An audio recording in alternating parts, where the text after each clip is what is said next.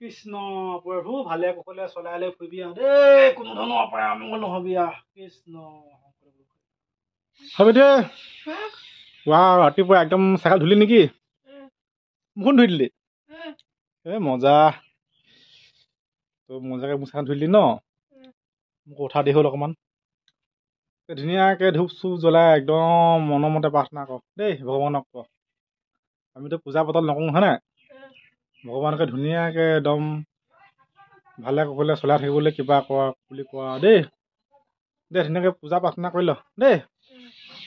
আৰু এইফালে এতিয়া ৰাতিপুৱা চাহটোপা খাব লৈছোঁ এইফালে লাল চাহ মই প্ৰায় লাল চাহ খাওঁ চেনি নিলোঁ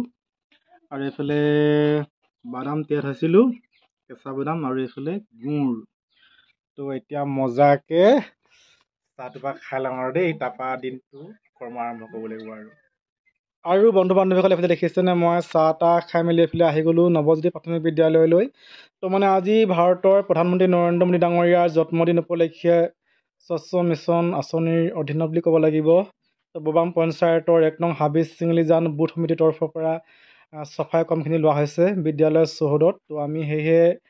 চাহ তাহ খাই মেলি এইফালে আহি গ'লোঁ তো বেছি বাৰু মানুহ নাই তথাপিও যিকেইজন আছে সেইকেইজনে আমি আচলতে কামখিনি কৰি দিলোঁ তো এইফালে চাওকচোন গোটেই চৌহদটো বনেৰে উপচি আছে তো মানে বাৰিষাৰ দিন বন থাকিবই বাৰু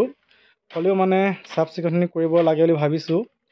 আৰু এই ক্ষেত্ৰত বিদ্যালয়ৰ প্ৰধান শিক্ষকগৰাকীয়ে গুৰুত্বখিনি অকল তেখেতকে বুলি কোৱা নাই তো মানে আচলতে তেখেতে গুৰুত্বখিনি ল'ব লাগিব নহয় জানো তো লৈ পিনে এইফালে বন মাছ দৰৱ দি পিনি হ'লেও মানে স্কুলৰ চৌহদটো আচলতে চফা কৰি ৰাখিব লাগে বুলি ভাবিছোঁ মই তো নহ'লে এইফালে মেনেজিং কমিটি আছে তেওঁলোকে হয়তো মিটিং চিটিং পাতি পিনে এই ক্ষেত্ৰত চাফ চিকুণখিনি কৰি ৰাখিব লাগে বুলি ভাবিছোঁ যি কি নহওক এইফালে আমি প্ৰায় ভিতৰে বাহিৰে কেইজনমান সদস্য লগ সেইখিনি চাফ চিকুণখিনি কৰি দিলোঁ এইফালে চাওকচোন ইমান ধুনীয়াকৈ এইফালে চাফা কৰি আহিছোঁ মানে বন উঠি আছিলে তো আগন্তুক দিনত আশা ৰাখিছোঁ বিদ্যালয়ৰ প্ৰধান শিক্ষকগৰাকীৰ সৈতে লগ লাগি ডাঙৰ লোকসকলেও মানে ক্ষেত্ৰত সহযোগখিনি কৰি বিদ্যালয়ৰ পৰিৱেশটো আচলতে চাফ চিকুণ কৰি ৰখাৰ ক্ষেত্ৰত দায়িত্বখিনি ল'ব বুলি ভাবিছোঁ এইখিনিকে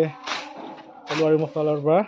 আৰু বন্ধু বান্ধৱীসকল আজি লগতে বিশ্বকৰ্মা পূজাও নহয় জানো তো সেয়েহে তাত মানে 1 ঘণ্টামান 1.5 ঘণ্টামান কাম কৰাৰ পাছত এইফালে মই ঘৰলৈ আহি গ'লোঁ তো আমি বাৰু পূজা পাতল নকৰোঁ তথাপিও ভগৱানৰ নামতো ধূপ এডাল জ্বলাব পৰা নহয় জানো বাইকখন যিহেতু চলাই থকাই হয় তো ভগৱানৰ নামত ধূপ এডাল জ্বলালেনো কি আপত্তি হ'ব তথাপিহে ধুই মেলি এইফালে ভগৱানৰ নামতে ধুনীয়াকৈ ধূপ এডাল জ্বলালোঁ আৰু বস্তুটো ভালে কুশলে যাওক বুলি প্ৰভু ভালে কুশলে চলাই লৈ ফুৰিবি দেই কোনো ধৰণৰ অপায় অমংগল নহবি কৃষ্ণ